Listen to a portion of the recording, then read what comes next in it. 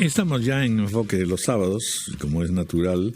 El tema principalísimo es el que se refiere pues al primer año de gobierno del presidente Martín Vizcarra, un balance y perspectivas, cosa que se ha venido haciendo a lo largo de toda esta semana y con participación unánime de diversos sectores y diversos públicos y diversas audiencias.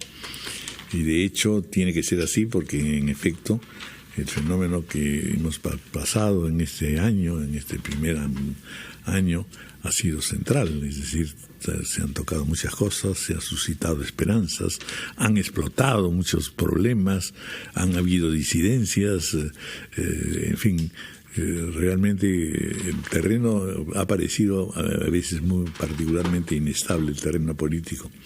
No así el terreno económico, donde hay algunos vislumbramientos interesantes, y probablemente también en algunos otros sectores de la opinión pública, como lo iremos viendo ahora a lo largo de el conjunto de invitados que tenemos.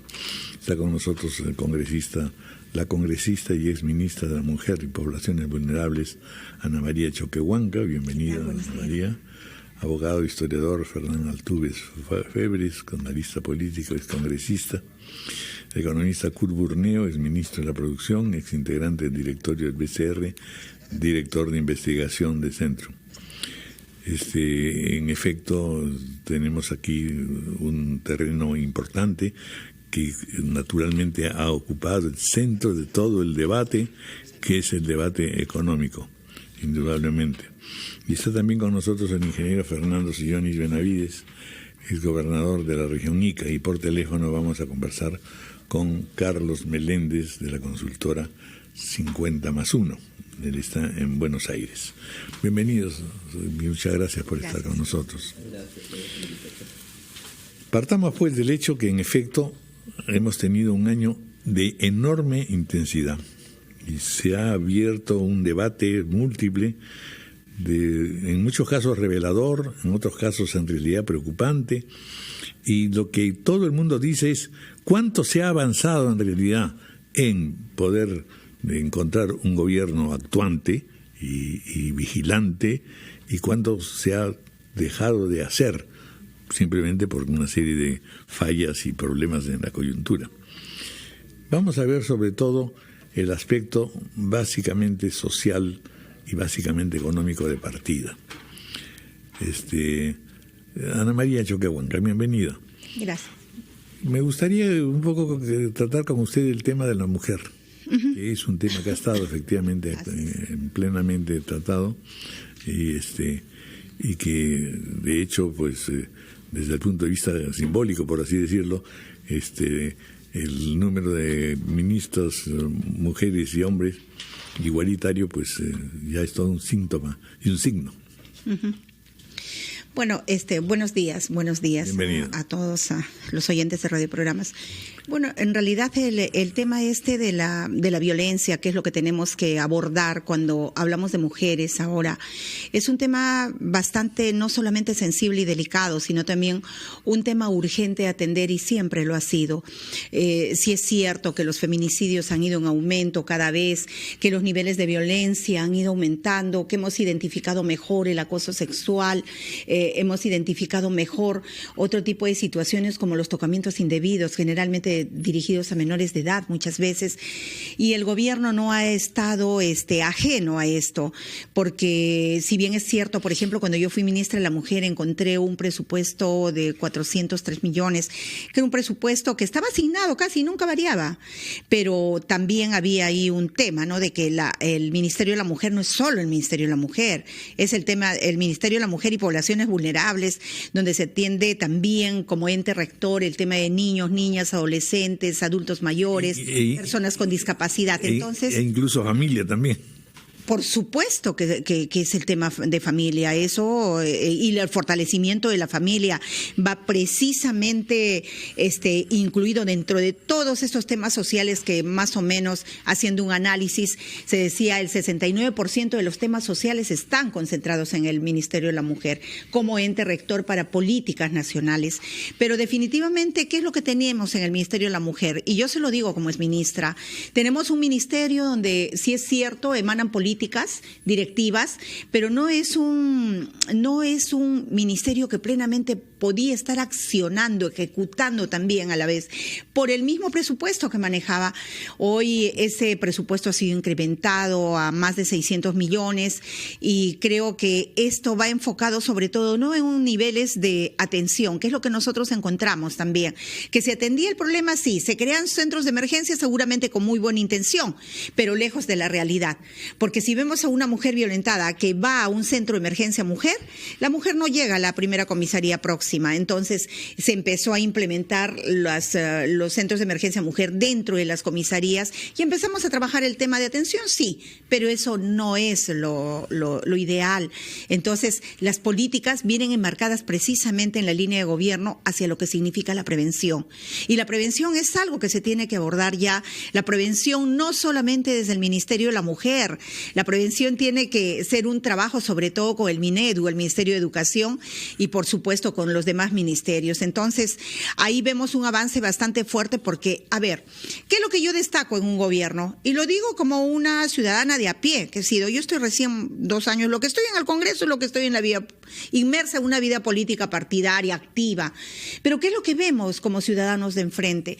Muchas veces vemos al gobierno, no solamente a veces muy lejano, sin poderlos tocar, sin poder hacer que dirijan la mirada hacia la población en los problemas álgidos como sino que nosotros vemos esa ausencia de pronto de lo que es real, de lo que es necesario, como en este caso.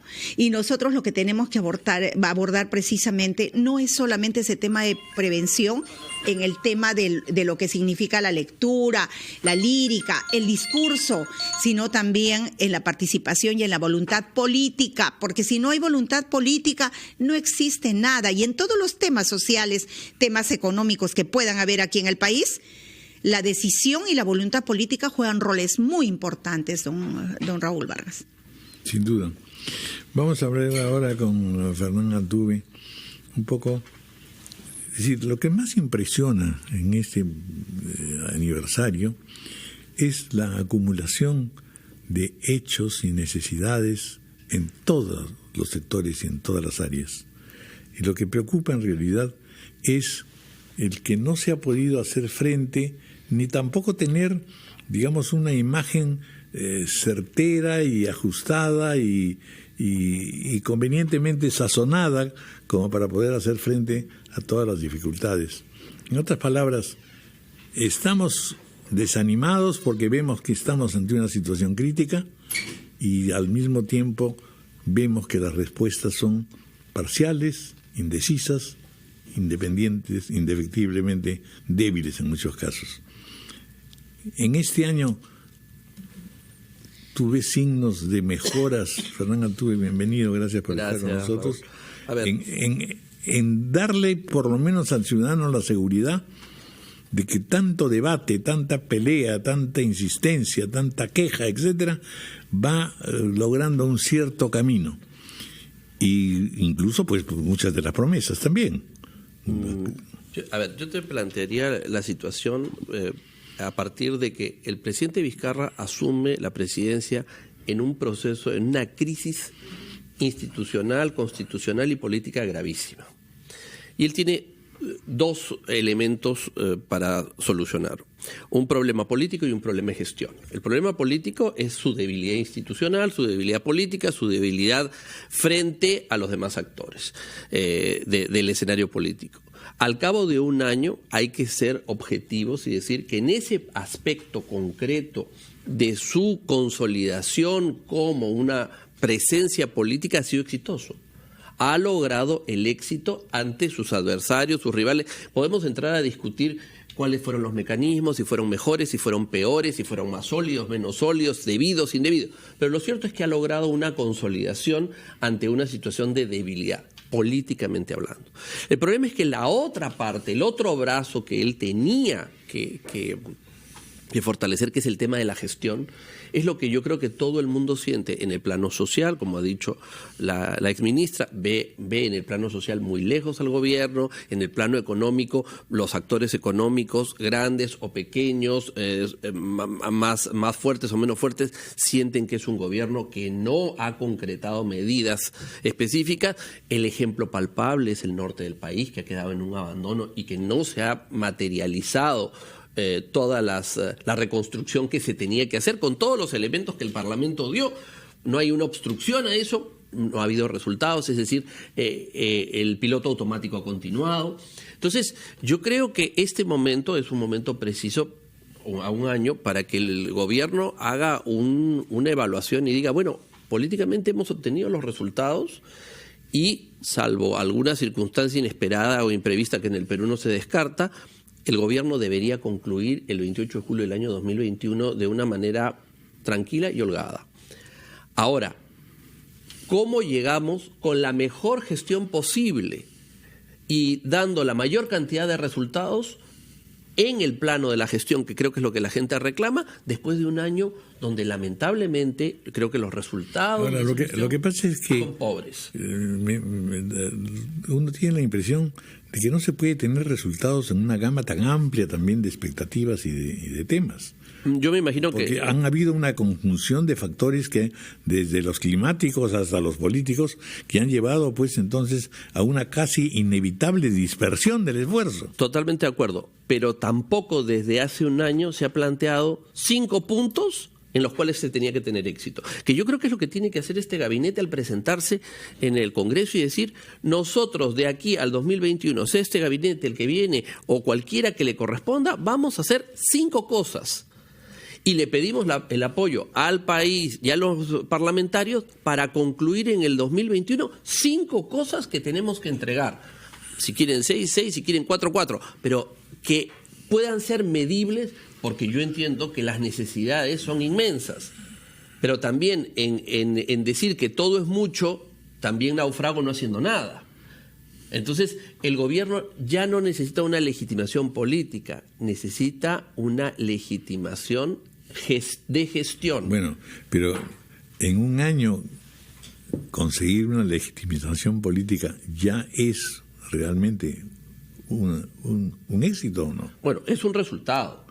Sí, el gobierno no se acaba en un año. Con una derivación, con un crecimiento y multiplicación de todos los partidos políticos y grupos políticos. En otras palabras, en realidad, hemos estado navegando en medio de incertidumbres constantes y permanentes y con ninguna posibilidad de establecer un diálogo, de decir, bueno, juntémonos todos los partidos y veamos qué se puede hacer. Yo creo que parte de los partidos estaban todavía por la debilidad de los adversarios. También eso es cierto. Sin duda. Si eso ha sido provocado o ha sido casual o ha sido circunstancial, es discutible, pero una parte de su éxito se debe a la debilidad del adversario. Y aquí se han hecho cosas que, bueno, desde el punto de vista técnicamente, político, constitucional, uno podría hasta decir a dónde hemos llegado. Pero el resultado, al final de cuentas, es lo que determina un éxito o no. Por eso yo comienzo reconociendo un éxito. Este es un país donde hemos tenido un referéndum primero y ahora quieren debatir las reformas. Eso no pasa en ninguna parte del mundo. Primero se discuten las reformas y después se hace el referéndum. Aquí hemos hecho al revés. Pero, digamos, podemos, como digo, discutir los resultados desde el punto de vista de cómo se hicieron, pero no desde el punto de vista de qué hay. Por lo tanto, ahora lo que hay que encontrar es una salida ordenada, equilibrada y eficaz a este gobierno. Es un gobierno que ya a partir del 28 de julio está de salida, está en el ecuador de su gobierno y debe terminar. Y debe terminar respetado, con resultados y dejando al país mejor de lo que lo ha recibido. Vamos a hacer una pausa.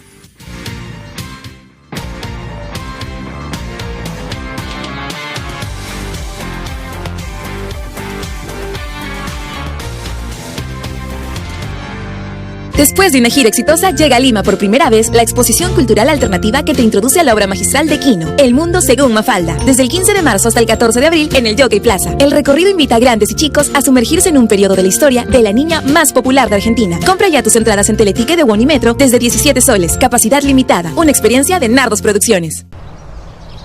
Radio Oxígeno.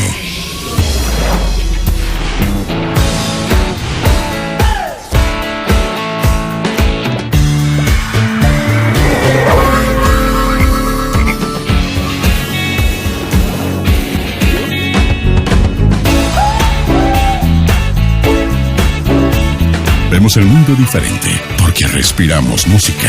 Radio Oxígeno. Clásicos del rock and pop. 3 sujetos armados nos están asaltando.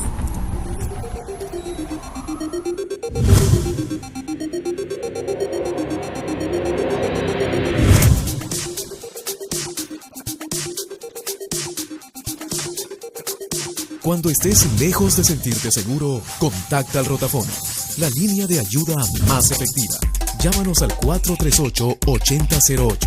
Contáctanos a nuestro WhatsApp 951-431-013 o encuéntranos en Facebook y Twitter usando el hashtag Rotafono.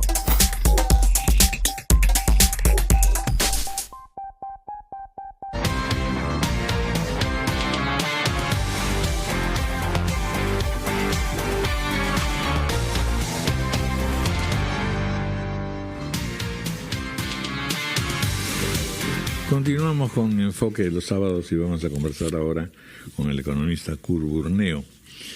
Entre los análisis que se hacen, y sobre todo me baso en lo que el Comercio ha publicado hoy día, efectivamente se señala que en el terreno económico pues hay una serie de aspectos importantes, interesantes, sobre todo que podríamos llegar a un 4% de crecimiento, y esto resulta alentador.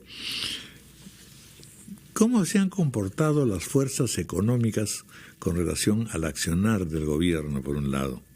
Y en segundo lugar, ¿cuáles han sido, en su concepto, el doctor Burneo, los aciertos en materia económica y los vacíos, impertinencias o dudas a lo mismo?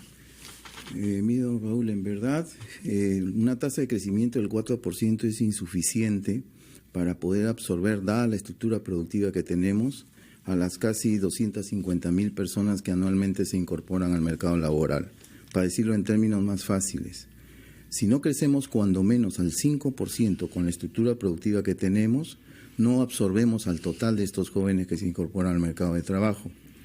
Por lo tanto, la consecuencia de eso, y esa es una suerte de costos diferidos, es que el subempleo, o sea, el empleo de baja calidad, o si quiere el desempleo disfrazado, se va a incrementar. Ahorita son 7 de cada 10 trabajadores. 7 de cada 10 trabajadores son subempleados. Esa tasa va a tender a incrementarse en tanto y cuanto no podamos crecer cuando menos al 5%, insisto, dada la estructura productiva que tenemos. Pero ¿eso de qué depende? Los economistas sabemos, por ejemplo, que las posibilidades de crecimiento en el corto plazo, por ejemplo, en el año, dependen mucho de lo que es el producto de pleno empleo, el producto potencial. ¿De qué depende a su vez Depende del capital físico, del capital humano y la productividad de factores. El tema es que la cantidad de capital depende de la inversión. Si nosotros queremos, por ejemplo, que aumente la cantidad de capital físico y capital humano, se necesita que la inversión aumente. De acuerdo al Banco Central, se necesita que cuando menos la inversión pueda crecer este año alrededor del 6.4%. ¿Por qué no se ha podido invertir en este año? Porque ha habido mucha incertidumbre. La parte política yo creo que ha pasado factura. Luego también las debilidades por el lado de la gestión, que creo que es más o menos obvio. Un solo dato. El plan de reconstrucción con cambios, que implica más o menos unos 25.000 millones, de esos 25.000 millones solamente se han transferido aproximadamente un 23%. Transferido que no equivale a devengado. Devengado es lo que se gasta efectivamente. El nivel de devengado está bastante inferior, más o menos alrededor del 10%. Con esa tasa de ejecución no nos asombremos pues ver que todavía en Chiclayo o en Piura, después de 2 años del Niño Costero, la gente siga viviendo en carpas, habiendo dinero. El problema es la gestión. como bien se ha mencionado. Sí. ¿Qué otros aspectos considera usted que no están siendo resueltos en materia económica? Yo creo que la parte tributaria también tiene otro aspecto a mencionar. Con una presión tributaria de 14% es difícil, digamos, que el Estado pueda cumplir con sus obligaciones. Aquí hay una mezcla de cosas. Por un lado hay recursos, pero debilidades por el lado de la gestión, y por otro la cantidad de recursos resulta siendo insuficiente si queremos atender las responsabilidades del Estado, administrar justicia, dar seguridad interna y externa, y por ser un proveedor de última instancia de servicios básicos como salud y educación. Esas cosas cuestan, pero para eso se necesita. Se necesita no solamente crecer, sino se necesita que la presión tributaria sea mayor, y eso nos lleva al mundo de la informalidad. ¿Qué cosas se han hecho para reducir los niveles de informalidad que se tienen hasta ahora? Yo diría bastante poco. Si usted tuviera que decir cuáles son las medidas económicas acertadas, prudentes y promisorias en este año. Por lo menos, digamos, dejar en piloto automático varias cosas. Una de ellas lo que tiene que ver, digamos, con la dinámica de la inversión pública, que insuficiente, pero por lo menos no ha habido contrasentidos, no ha habido trabas para que eso suceda. Es un problema de gestión básicamente que no solamente tiene que ver con gobierno nacional, sino también tiene que ver con gobiernos subnacionales. En este caso hablamos de regiones y municipalidades, ¿no? Además, no se olvide que en este año han comenzado nuevos gobernadores, nuevos alcaldes, y hay un proceso de aprendizaje que todos sabemos que se produce a principio de gestión. Quizás el MEF debió haber previsto estos baches de capacidad de gestión que ocurren siempre cuando se inicia el gobierno regional o una alcaldía, que es lo que ha sucedido a principios de este año. Por eso que la inversión pública, por ejemplo, a nivel de alcaldías o a nivel de gobiernos locales se ha caído en casi 18% en el mes de enero. En el cuadro que estoy mencionando del Diario del Comercio, se señala que, por ejemplo, en los sectores productivos, la meta era superar los 50.000 millones de dólares, se ha llegado a 47.7, y según las evaluaciones se considera que es un proceso y que no está mal. Bueno, pero otra vez tenemos urgencias. O sea, vamos a entrar al lado de la economía real. Si nosotros vamos a la zona del norte del país, ¿qué explicación le podemos dar, por ejemplo, a la gente que sigue viviendo en una carpa 2 años después del fenómeno del Niño Costero? No hay ninguna. Entonces, habiendo dinero, es un problema de gestión, donde el problema de gestión tiene que ver no solamente el gobierno nacional, sino también las regiones y los gobiernos locales. No es solamente un problema de los ministerios, como se señala por algunos, ¿no? Muy bien. Vamos ahora a escuchar a don Fernando Sillonis. Bienvenido. Es gobernador de la región Ica y que, por supuesto, tiene varias cosas que decirnos con relación a eso, precisamente. Es decir, esta combinación entre administración central, gobierno, regiones y toda esta enorme variación y variabilidad que se presenta y que, en efecto, pues nos lleva a lo que estamos comprobando.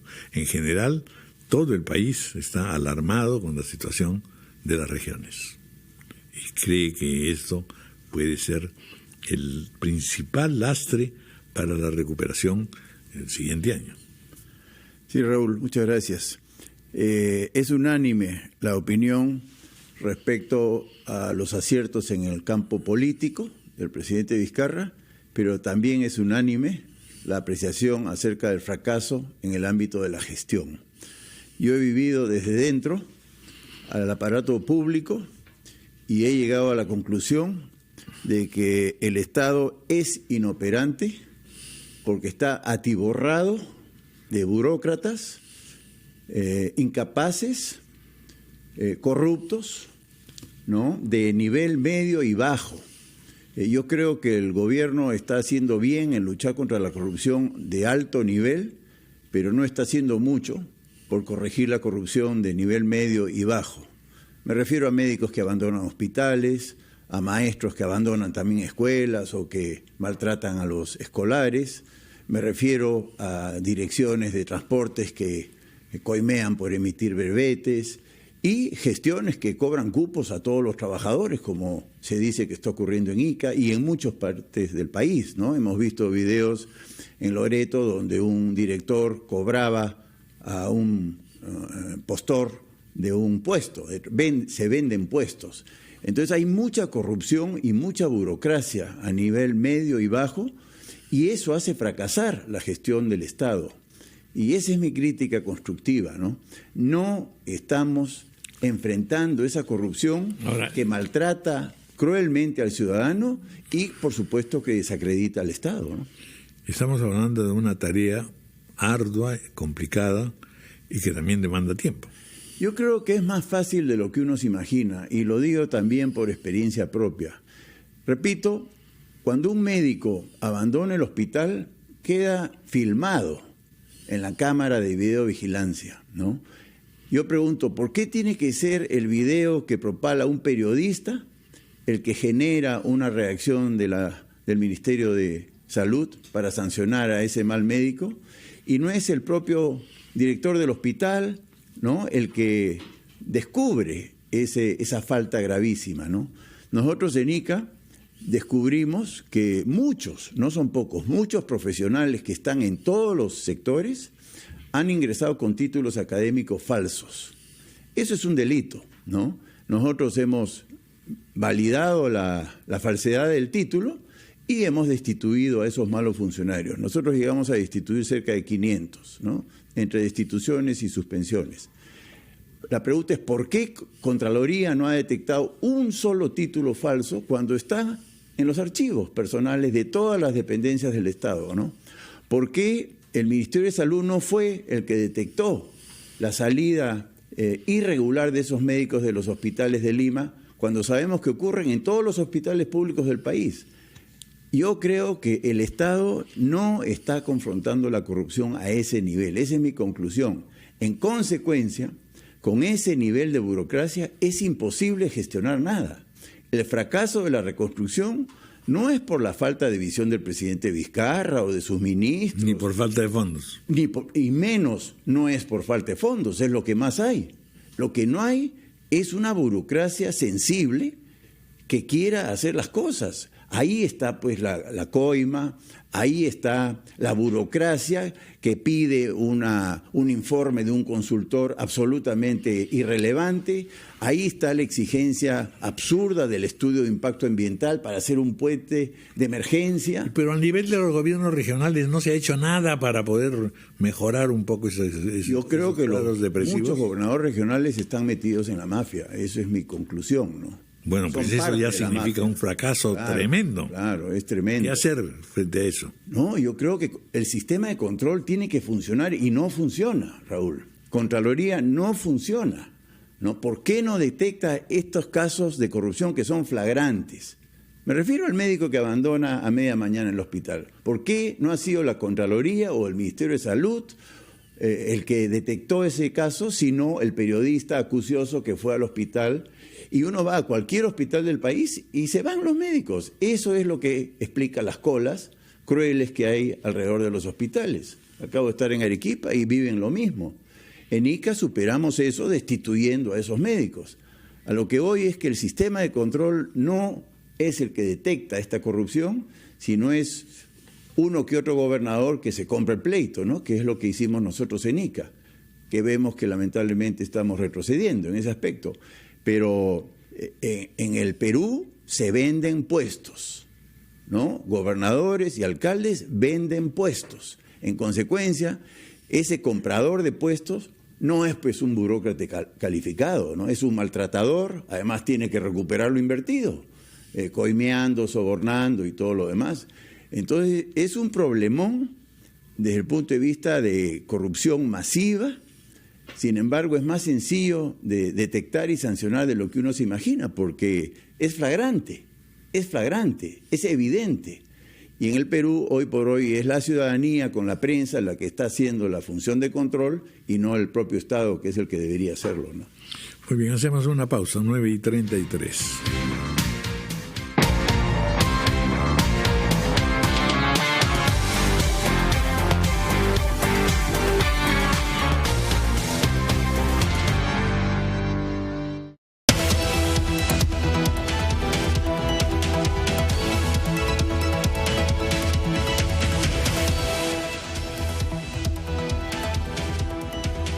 El Ministerio de Justicia autorizó el viaje de la procuradora adjunta del caso Odebrecht, Nori Vega Caro, a Israel para participar en diligencias reservadas que permitirán obtener medios probatorios en las investigaciones por presuntos actos de corrupción que implican al expresidente Alejandro Toledo. El Ministerio Público interrogará este martes 26 de marzo al congresista Roberto Vieira en el marco de la investigación que se le sigue por el presunto delito de tráfico de influencias agravado, tras revelarse que solicitó dinero a cambio de gestionar el levantamiento de una sanción a una embarcación pesquera. El procurador Amado Enco afirmó que el Estado peruano cuenta con todos los elementos necesarios para que proceda a la extradición del ex juez supremo César Inostroza. La Audiencia Nacional de España evaluará este 10 de abril el pedido. Estados Unidos sancionó al Banco de Desarrollo venezolano y a sus subsidiarias en Bolivia y Uruguay en respuesta al arresto ilegal de un asistente de Juan Guaidó, a quien Washington reconoce como presidente interino de Venezuela. El Grupo RPP será la radio oficial de los Juegos Panamericanos y Parapanamericanos. A través de nuestras 7 emisoras brindará una cobertura total de las competencias que reunirán a los mejores deportistas del continente.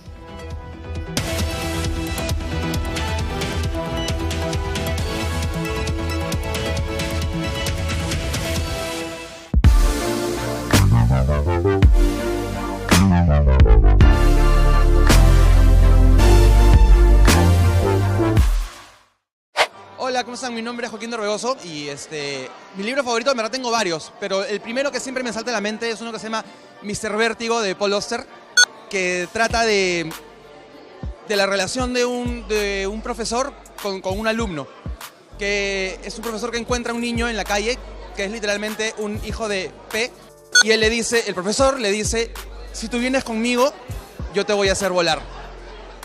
Y literalmente lo hace volar, me conmuevo, perdón. Los invito a leer, es en verdad una experiencia maravillosa y encuentren ustedes su libro favorito, porque el mundo de la lectura creo que es el mundo más lindo y más hermoso y más grande al que uno puede entrar.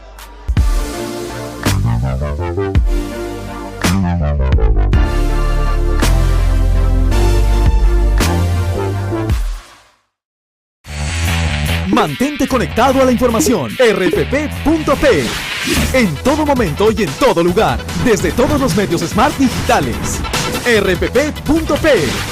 Las noticias del Perú y el mundo. Al instante.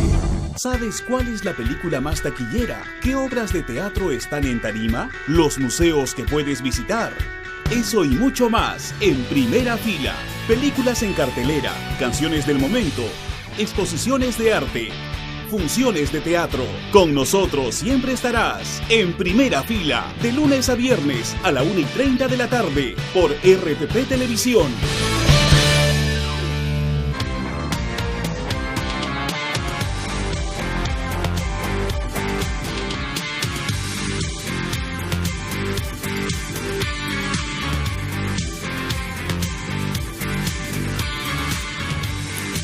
Bien, continuamos con el enfoque de los sábados. Esta primera ronda naturalmente ha sido desahogada y ahogante al mismo tiempo. Pero conviene un poco tener una mirada, no diré que optimista o tontamente optimista, sino de alguna manera hemos tenido un año muy complicado y mal que bien no nos ha ido tan mal, digamos, finalmente. Entonces, la esperanza es que el gobierno pues enmiende la plana y que probablemente tengamos la posibilidad, por lo menos también, de un parlamento un poco más juicioso, que es el otro tema que no hemos tocado, pero que me gustaría conocer un poco la opinión también de los invitados. ¿Cuáles serían, en su concepto, Ana María, los puntos que usted considera que son cruciales o claves en este efecto rejuvenecedor, robustecedor de la política contemporánea? Bueno, en realidad yo creo que estos puntos han sido plenamente identificados por el gobierno que lidera el presidente Martín Vizcarra. Y a mí me gustaría ahondar en esto en el aspecto de señalar los 5 lineamientos que se tiene hasta el 2021, que creo que son muy importantes de conocer y que en algunos, dicho sea de paso, ya se han avanzado. Por ejemplo, el de la integridad y la lucha contra la corrupción. Ese es un tema que nadie va a negar, de que él abanderó esta lucha y no es que se encontró, digamos, en el camino adversarios que ya estaban debilitados. No es así. Los que hemos vivido 2 años en el Congreso saben perfectamente lo que fue esta oposición, pero yo no quiero entrar en ese terreno, sino resaltar el trabajo de la integridad y la lucha contra la corrupción. El otro lineamiento es el del fortalecimiento institucional para la gobernabilidad. ¿A quién le cabe la menor duda de que la institucionalidad está plenamente debilitada en el país, de que el capital social no existe? Ya no generamos confianza en la población y esa ausencia de capital social es precisamente lo que ha hecho tanto daño. Luego el otro es el crecimiento económico, que dicho sea de paso quiero resaltar también que un logro es haber alcanzado el 3.8% de crecimiento económico y el 2017 fue el de 2.5%. Ciertamente fuimos un mismo gobierno, pero igual cuando uno va en ascenso hay que reconocer estos logros. Ahora el del desarrollo, ¿en qué se va a centrar y concentrar el gobierno?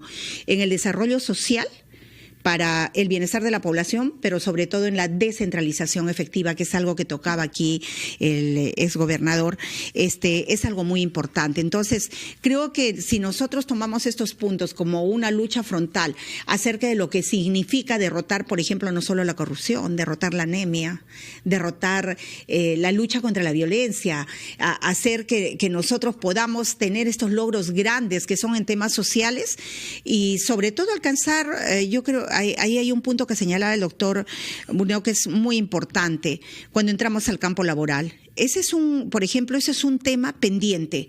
Yo vengo del sector empresarial y en verdad a mí me maravillaba escuchar, por ejemplo, algunas cifras donde se dice que el 70% de las empresas formales, el 70% es informal en el campo laboral.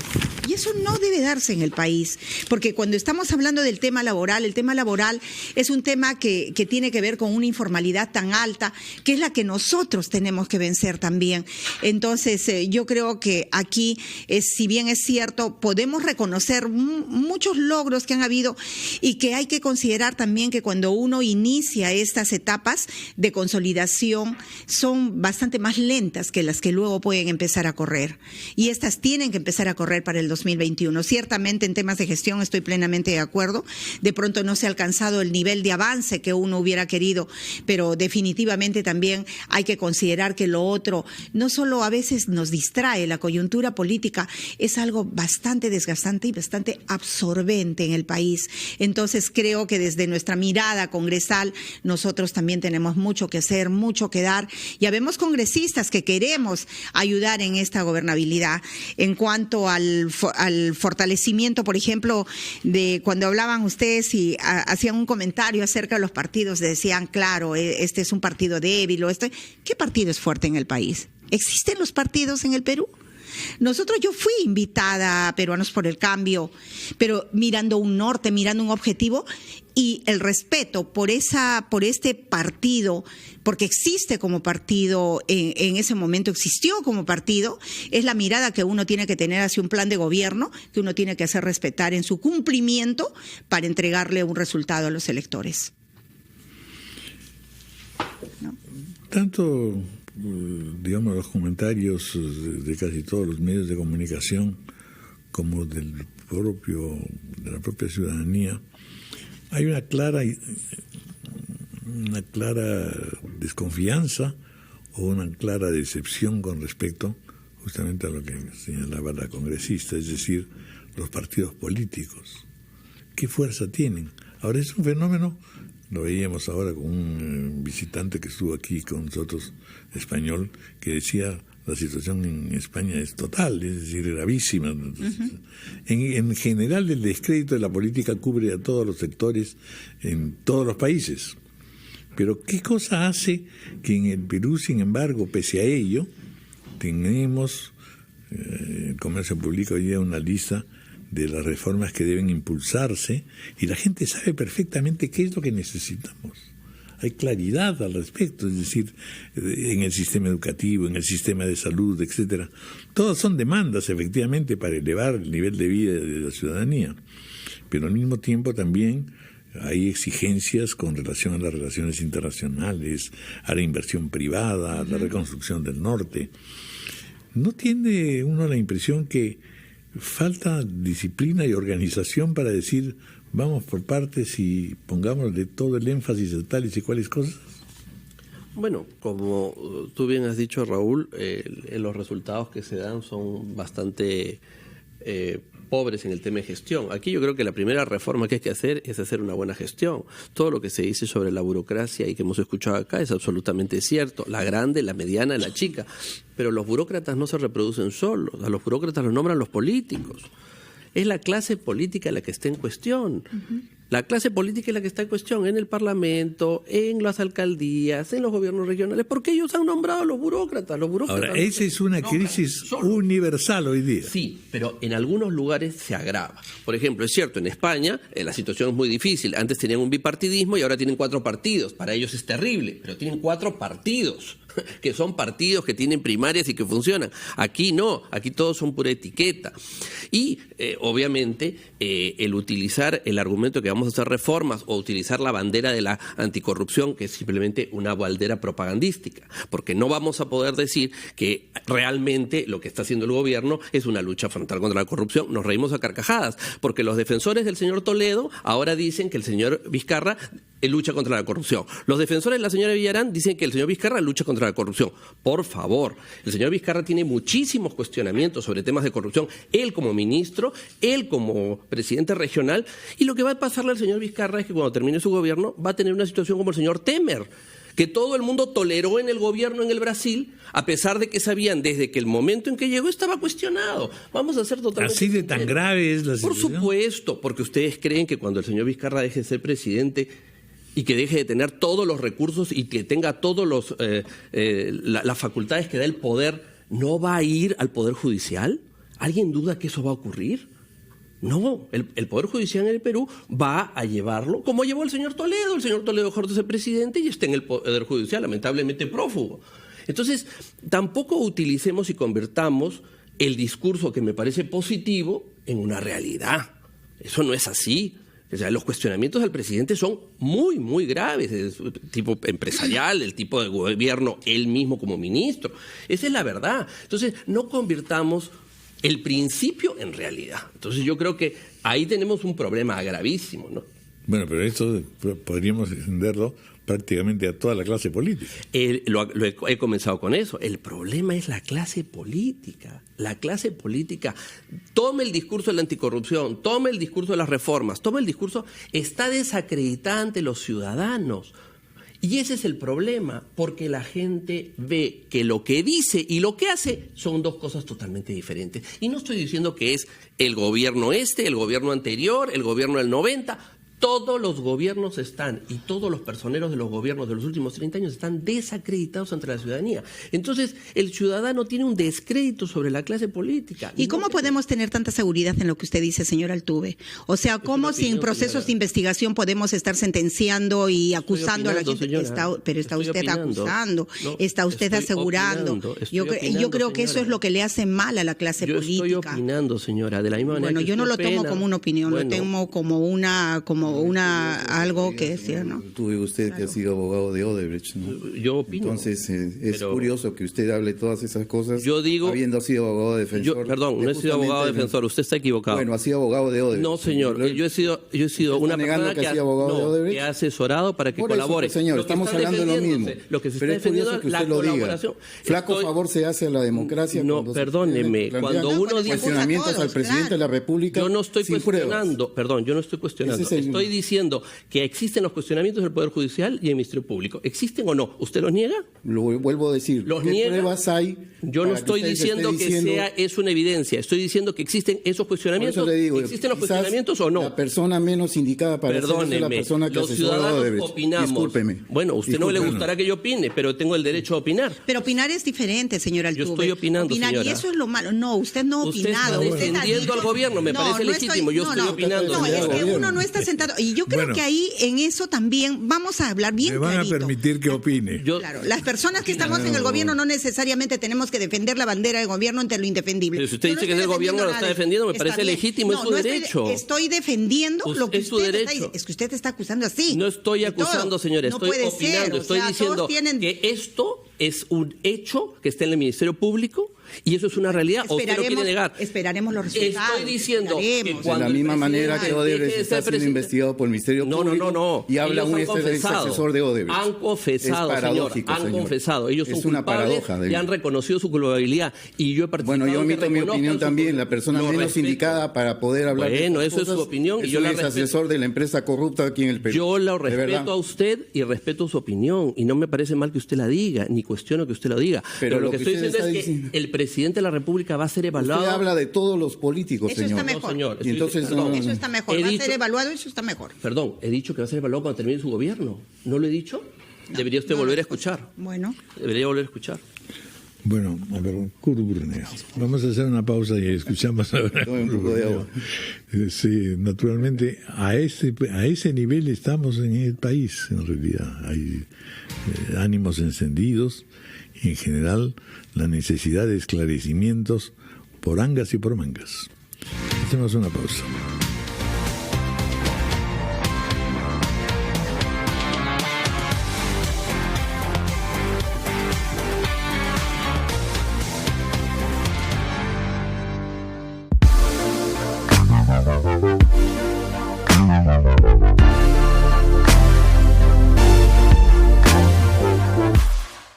Bueno, tengo miles de libros, pero el que estoy leyendo ahora que me está fascinando, a ver, esperemos en qué termina, es Las Hadas de Charles Perrault.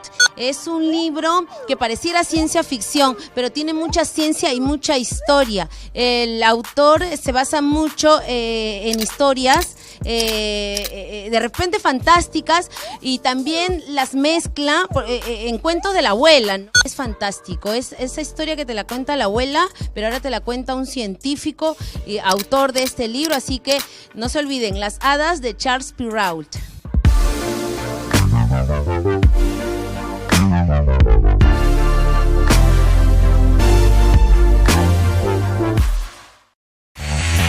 Mantente conectado a la información. rpp.p. En todo momento y en todo lugar, desde todos los medios Smart digitales. rpp.p. Las noticias del Perú y el mundo al instante.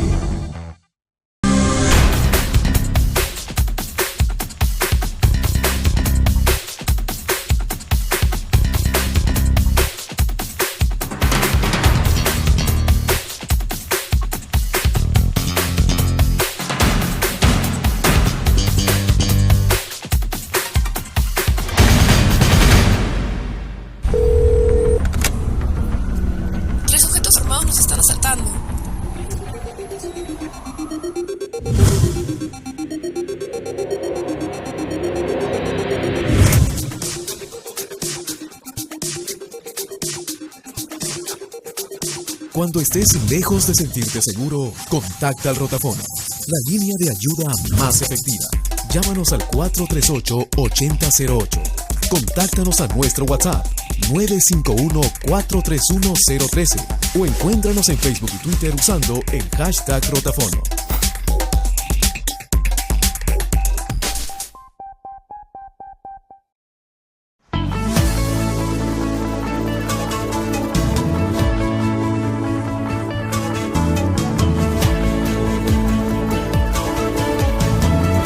RPP, el medio en el que puedes confiar.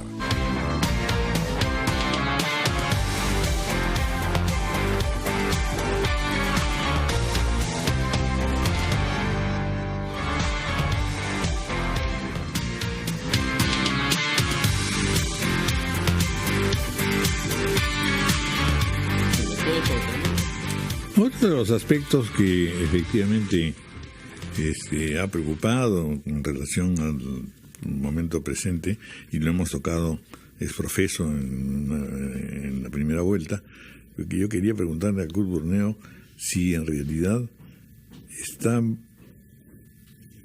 advirtiéndose una proyección por parte de la gente esperanzada con respecto a la economía.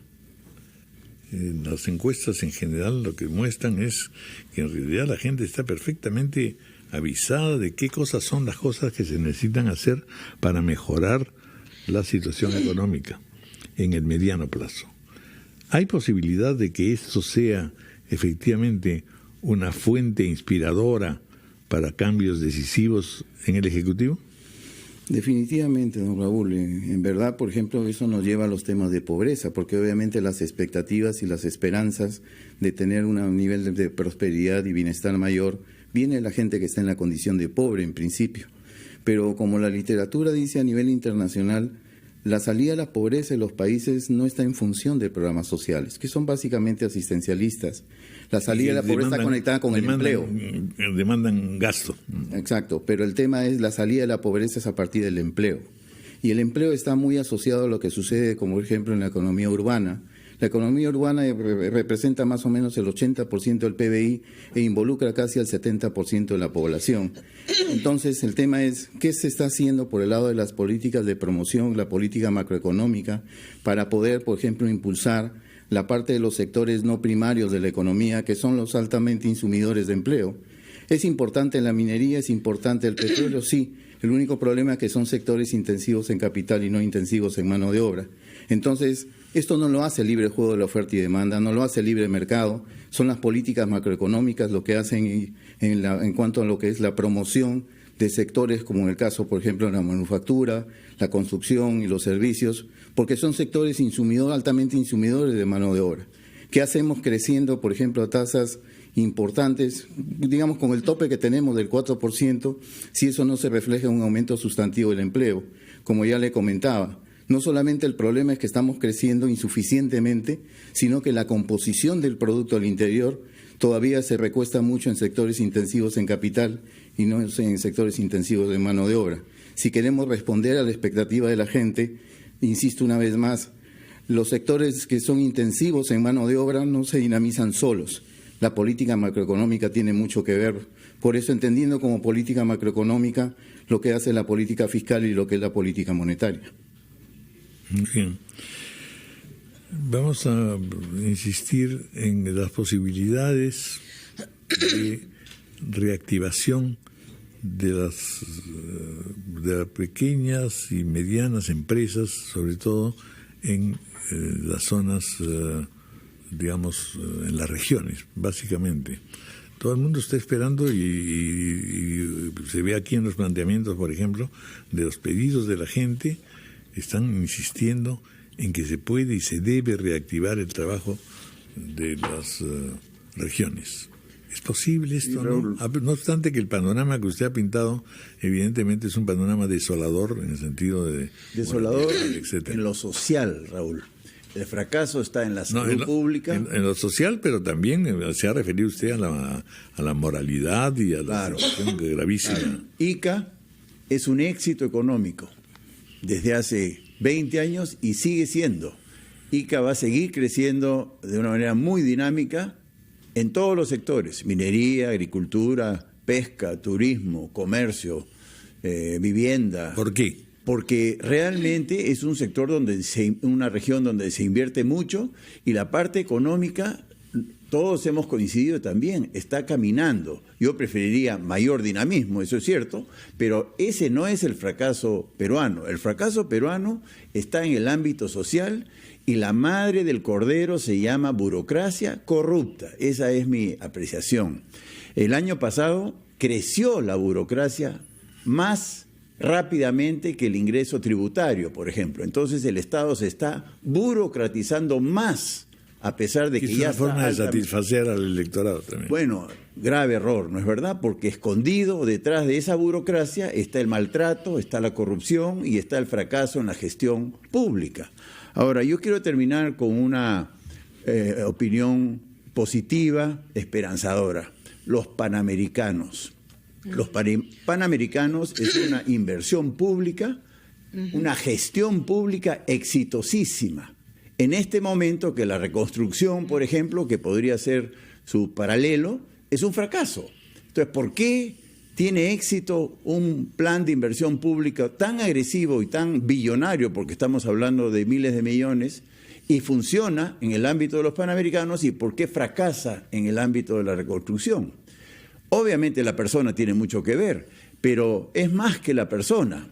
Se han dado unas normas que aligeran los procesos de contratación y se transparentan. Se ha contratado una empresa internacional, entonces ¿por qué no imitar lo que sí funciona? Entonces yo quería terminar con esa voz, digamos, positiva, esperanzadora, ¿no? Sí hay solución. Es el modelo de gestión, por supuesto las personas. Cuando un político es corrupto, estamos mal, ¿no es verdad? Cuando un congresista es corrupto, y vaya que me ha tocado enfrentar a congresistas corruptos, las cosas se complican, ¿no? Entonces hay que confrontarlos con nombre y apellido. Yo estoy de acuerdo en eso, no hay que callar, ¿no? Pero hay que eliminar la burocracia